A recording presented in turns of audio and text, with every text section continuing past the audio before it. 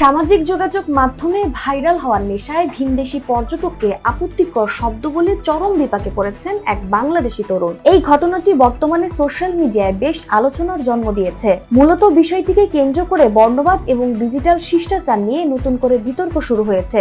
সম্প্রতি একটি ভিডিওতে দেখা যায়, দক্ষিণ কোরিয়ার একজন পর্যটক যখন ঢাকার রাস্তায় ভিডিও ধারণ করছিলেন, তখন এক স্থানীয় বাংলাদেশি তরুণ তাকে উদ্দেশ্য করে চিং চং পং এর মতো বর্ণবাদী এবং আপত্তিকর মন্তব্য করেন। তবে ঘটনা সেখানেই থেমে থাকেনি। সাধারণত এই ধরনের পরিস্থিতিতে পর্যটকরা এড়িয়ে গেলেও ওই কোরিয়ান যুবক তাৎক্ষণিক কঠোর প্রতিবাদ জানান। ভিডিওতে দেখা যায় তিনি অত্যন্ত ক্ষুব্ধ হয়ে ওই তরুণীর দিকে তেড়ে যান এবং তাকে পাল্টা ধাওয়া করেন। কোরিয়ান যুবকের এমন সাহসী এবং আক্রমণাত্মক অবস্থানে মুহূর্তেই ঘাবড়ে যান ওই তরুণ। ইন্টারনেটে ভিডিওটি ছড়িয়ে পড়লে শুরু হয় তুমুল সমালোচনা। নেটিজনেরা বলছেন, কন্টেন্ট তৈরির নামে এই ধরনের বর্ণবাদী আচরণ বিদেশের মাটিতে দেশের ভাবমূর্তি ক্ষুণ্ণ করছে। সচেতন মহলের মতে এটি কেবল অভদ্রতা নয়, বরং একটি গুরুতর সামাজিক অপরাধ।